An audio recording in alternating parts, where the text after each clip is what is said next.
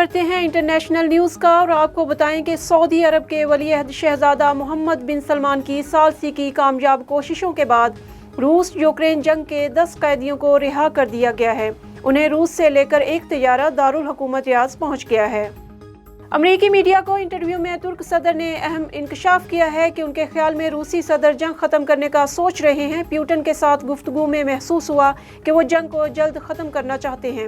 Ukraine جنگ سے روس کے لیے کافی مسائل پیدا ہوئے ہیں، اب صورتحال مشکل ہوتی جا رہی ہے۔ ترک صدر نے امید ظاہر کی کہ روس اور یوکرین کے درمیان قیدیوں کا تبادلہ بھی جلد ہو جائے گا۔ یوکرین کے ساتھ جاری جنگ کے بعد روسی صدر ولادیمیر پیوٹن نے محاذ پر اضافی 3 لاکھ فوج طلب کرنے کا بڑا فیصلہ کر لیا ہے۔